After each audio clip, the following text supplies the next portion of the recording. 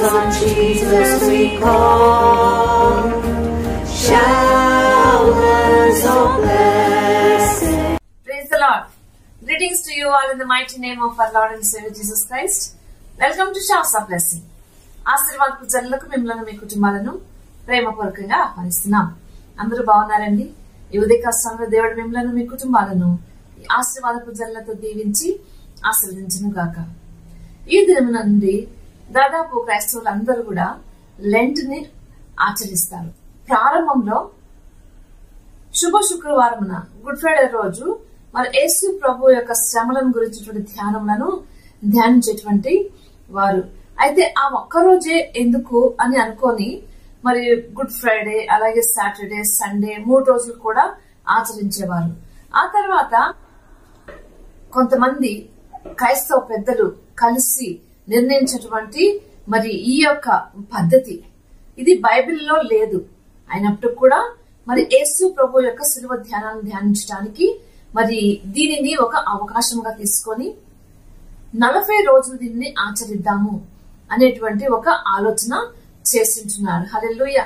చాలా మందికి వచ్చేటువంటి ఒక సందేహం ఏంటంటే ఇది బైబిల్ పరంగా ఉందా, is it biblical or not అని చాలా మందికి సందేహం.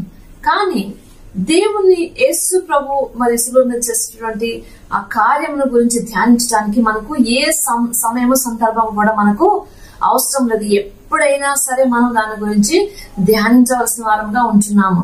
ఎందుకంటే ప్రజలకు మరి తెలియాలి. ఎందుకంటే యేసు ప్రభు ఈ లోకానికి వచ్చినట్టు ఉద్దేశము, ఆయన ఎందుకు మన కోసము శ్రమలను అనుభవించారు, ఎందుకు ఆయన ప్రతి ఒక్క పాపములు శాపముల శిలువ మీద మోసాడు, ఆయన మన కోసం ఎందుకు మరణించాడు అనేటువంటి విషయాల గురించి సత్యాలను ప్రతి ఒక్కరు కూడా తెలుసుకోవాల్సిన అవసరత ఉన్నది.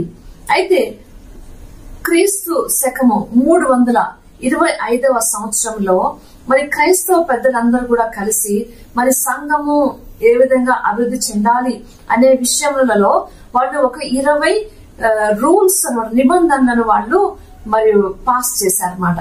అయితే ఆ నిబంధనలో 5వ అంశం ఏంటంటే ఈ లెంట్ అనే దానిని వారు ప్రతిపాదించడం జరిగింది.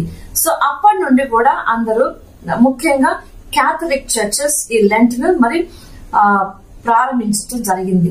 కానీ చాలా మంది మరి క్యాథలిక్స్ కదా మరి మేమెందుకు చేయాలి అని కొంతమంది ప్రొటెస్టెంట్స్ దాన్ని ప్రొటెస్ట్ చేస్తూ ఉంటారు, మేము చెయ్యము అని. ఎవరిష్టం వాళ్ళదండి. కానీ ఒకటి మాత్రం ఏంటంటే మనము అనేక సార్లు బైబిల్లో చూస్తాము ఉపవాసం ఉండాలని, ఉపవాసం ఉండి ప్రార్థన చేయాలని మనం అనేక చోట్ల బైబిల్లో చూస్తూ ఉంటాము. ఆ ఉపవాసం ఉండి ప్రార్థన చేయటం ఏంటంటే దేవునికి దగ్గర అవ్వాలి, మరి ఆయనతో మన సమయం గడపాలి, ఆయనకు మనం సన్నిహితంగా ఉండాలి. లేకపోతే మనకు ఉన్నటువంటి ప్రతి ఒక్క సమస్యలు దేవుని సన్నిధిలో మరి పెట్టుకోవడానికి ఉపవాసం అనేది ఒక మంచి అవకాశం. మరి ఉపవాసం ఉండి ప్రార్థన చేయడం ద్వారా మనము పూర్తిగా దేవుని సన్నిధానంలో మరి సమీపంగా రావాలని మనము ఆశిస్తూ ఉంటాం. అంతేకాకుండా అనేక మంది యొక్క రక్షణార్థమై మనం చూసాం కదా, యోనా గ్రంథం చూసినట్లయితే మరి యోనాను మరి దేవుడు ఎక్కడికైతే వెళ్ళమని నినివేకి వెళ్ళమంటే ఆయన తర్షీసుకు వెళ్ళినప్పుడు మరలా దేవుడు అతను మరి తీసుకుని వచ్చాడు. కాబట్టి ఆయన అక్కడ వెళ్లి మరి వారు ఉన్నటువంటి పాపముల గురించి వారికి బోధించిన తర్వాత మరి వారందరూ కూడా మరి ఉపవాసం ఉండి మరి గోనె కట్టుకొని మరి వాళ్ళు దుఃఖించి ప్రార్థించినప్పుడు దేవుడు వారి యొక్క మొదలు విని మరి వారి జీవితంలో దేవుడు గొప్ప కార్యము చేస్తుంటున్నాడు. హల్లెలూయా. కాబట్టి మరి ఆ విధంగా ఈ ఉపవాసము ఉంటే బాగుండు అని ప్రజలు మరి వారు ప్రతిపాదించిన రీతిలో ఈ 40 దినాలను గుడ్ ఫ్రైడే నుండి వెనకకు చూస్తే ఒక 40 దినాలు చూసినట్లయితే ఈ యాష్ వెన్స్డే నుంచి మొదలైనటువంటి ఈ Lent season Good Friday Easter తో అది ఎండ్ అవుతుంది. హల్లెలూయా. కాబట్టి ఎవరైనా సరే మరి ఏ విధంగా అయినా కానీ ఈ లెంట్ ఆచరించాలనుకుంటే ఆచరించవచ్చు, ఒకవేళ ఇష్టం లేకపోతే ఆచరించకపోయినా పర్వాలేదు. కానీ ఇది మనకు ఒక అవకాశం. అనేక మందికి యేసు ప్రభు చేసినటువంటి మరి గొప్ప త్యాగముల గురించి అనేక మందికి ప్రకటించడానికి దీన్ని మనం అవకాశంగా తీసుకొని మరి ఇంకా ఈ భస్మ బుధవారం అనేది ఎలా ప్రారంభించబడింది అనే విషయాలు అన్ని కూడా మనం ధ్యానించడానికి ఇది మనకు గొప్ప అవకాశం. చాలా సార్లు సంఘాలలో చరిత్ర గురించి చాలా తక్కువగా చెప్తారు, ఎక్కువ రక్షణ గురించి చెప్తారు.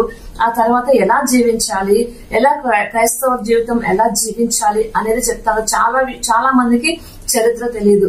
కాబట్టి ఈ విషయాలలో మరి అనుదినము కూడా ఈ 40 దినాలలో కూడా చాలా మంది మరి ఫుల్ ఫాస్టింగ్ ఉంటారు, కొంతమంది ఒక పూట ఫాస్టింగ్ ఉంటారు. ఇదంతా గాని మన వ్యక్తిగత నిర్ణయం. మనం ఏ విధంగా అయితే మనం అనుకుంటామో, ఏ విధంగా మనం ఆశిస్తామో దాన్ని ఆ విధంగా చేయొచ్చు. మరి మనకు దేవునికి మధ్యలో సంబంధాన్ని బట్టి మరి మనం ఏదో ఒక నిర్ణయం తీసుకుని దాని ప్రకారంగా మనము మరి ముందుకు సాగవచ్చును. హల్లెలూయా.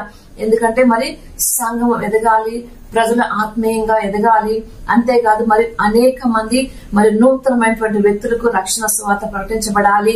మరి యేసు ప్రభు చేసిన త్యాగం గురించి అనేక మంది తెలుసుకోవాలి. కాబట్టి ఈ లెంట్ డేస్ ని చాలా మంది దీనికి ఒక అవకాశంగా తీసుకొని అనేక మందికి దేవుని యొక్క ప్రేమను గురించి ప్రకటించడానికి మరి చాలా మంది దీన్ని ఉపయోగించుకుంటారు. హల్లెలూయా, హల్లెలూయా. కాబట్టి ఈ లెంట్ అనేది ఎలా దీని ఏంటో మనం చూసాము. మరి లెంట్ అనే ఎందుకు అన్నారు అంటే ఇవి చాలా రోజులు, ఎక్కువ రోజులు కాబట్టి లెంగ్తన్ డేస్ అని అనేవాళ్ళు. ఆ లెంగ్తన్ అనే మాట నుంచి లెంట్ అనేటువంటి మాట వచ్చింది. హల్లెలూయా. అలాగే మరి భస్మ బుధవారం అని అంటే భస్మ బుధవారం రోజు మరి చాలా మంది ఏం చేస్తారు, ఒక బూడిద రాసుకొని మరి దేవుని యొక్క సన్నిధిలో గడపడానికి చాలా మంది చేస్తూ ఉంటారు. అయితే బూడిద రాసుకున్నా రాసుకోకపోయినా మనం చూసాం కదా పాత నిబంధనలో మరి ఎవరైనా సరే వాళ్ళు దుఃఖంతో ఉన్నప్పుడు వాళ్ళు బూడిద రాసుకొని దేవుని సన్నిధిలో వాళ్ళు ఉపవాసం ఉండి ప్రార్థన చేసుకున్నటువంటి వారు. మరి యోనా జీవితంలో మనం చూసినట్లయితే యోనా గ్రంథంలో కూడా మనం ఇదే చూస్తున్నాము. కాబట్టి మన పశ్చాత్తాపం కలిగి దేవసన్నిధిలో రావడానికి ఆ బూడిద ఒక గుర్తుగా ఉంటుంది. హల్లెలూయా. ఒకవేళ మనం బూడిద పూసుకోకపోయినా గానీ మరి అందరూ ఆచరించేటువంటి రీతిగా యాష్యూరెన్స్ డేని మనము ఆచరించడము మంచిది. హల్లెలూయా. మరి ఈ లెంగ్తన్ డేస్ అంటే లెంట్ డేస్ ఈ 40 రోజులు కూడా మరి మనం సమర్పించుకున్న దేవుని సన్నిధిలో ముందుకు సాగటానికి దేవుడు మనకి ఇచ్చిన అవకాశాన్ని మనము వినియోగించుకున్నాం. అనేక సంఘాలు ఆచరిస్తున్నారు. కానీ మన జీవితాలు ముఖ్యంగా దేవునికి ఇష్టపూర్వకంగా ఉండాలండి. మనం చేసేటువంటి పనులు, మనం దేవుడు ఏదైతే ఆజ్ఞలు మనకి ఇచ్చాడో ఆ ఆజ్ఞలు మనం నిజంగా మనం పాటిస్తున్నామా లేదా? ఎందుకంటే సర్వలోకమునకు వెళ్లి సర్వ సృష్టికి సువార్తను ప్రకటించుడి అని నువ్వు ఎక్కడ పడితే అక్కడ సువార్త ప్రకటించాలంటే ఒకవేళ కుదరకపోవచ్చు. కానీ మేము ఈ విధంగా మరి లెంట్ డేస్ లో ఉండి ఉపవాసం ఉండి దేవునితో ఎక్కువ సమయం గడుపుతూ అనేక మందికి మనం లేకపోతే సంఘంలో సహవాసానికి కూడా ఇది ఎంతగానో ఉపయోగపడుతుంది. ఎందుకంటే ప్రతిసారి కూడా సంఘానికి రండి అంటే అంత రాలేకపోవచ్చు. కానీ లెంట్ డేస్ అంటే అందరికి అదొక అవకాశంగా తీసుకుని అందరు కూడా సంఘానికి వచ్చి సహవాసంలో ముందుకు సాగటానికి దేవుడు మరి మనకు ఈ గొప్ప అవకాశమును ఇచ్చింటున్నాడు. హల్లెలూయా. కాబట్టి మరి అది క్యాథలిక్స్ అవ్వచ్చు, ప్రొటెస్టెంట్స్ అవ్వచ్చు, మరి ఇంకా ఎవరైనా అవ్వచ్చండి. కానీ యేసు ప్రభు మన కోసం సులువు మీద ఎవరి గ్రంథము 2వ అధ్యాయము 12వ వచనం చూసినట్లుగా ఇప్పుడైనా మీరు ఉపవాసం ఉండి కన్నీరు విడుచుచు దుఃఖించుచు మనఃపూర్వకంగా తిరిగి నా యొద్దకు రండి అని మనం చూస్తున్నామండి. కాబట్టి మన జీవితాల్లో ఉన్నటువంటి ప్రతి ఒక్క సమస్య కూడా దేవుని దగ్గర తీసుకుని వద్దాం. మనం ఏం చేద్దామని ఉపవాసం ఉండి కన్నీరు విడుచుచు దుఃఖించుచు మనఃపూర్వకంగా దేవుని దగ్గరకు వచ్చినట్లయితే ఆయన మన మనవి ఆలకించడానికి ఆయన సిద్ధంగా ఉన్నటువంటి దేవుడు. మనం 40 దినాలు దేవుని యొక్క సన్నిధిలో గడిపే విధంగా ఉపవాసం ఉన్నా లేదా ఉపవాసం లేకపోయినా గానీ మరి ఇక ధ్యానాలు మనం ధ్యానిస్తూ మనము మరి దేవుని సన్నిధిలో ఉండటానికి మనము సిద్ధపరచుకుందామండి. ఎందుకంటే మరి యేసు ప్రభు కూడా 40 పగలు 40 రాత్రులు ఆయన ఉపవాసం ఉండి ఉన్నట్లుగా మనం చూస్తున్నాం. హల్లెలూయా. కాబట్టి మన జీవితాల్లో కూడా మనం ఒక నిర్ణయం తీసుకున్నాం, దేవుని కోసం మనం ఏం చేద్దాం.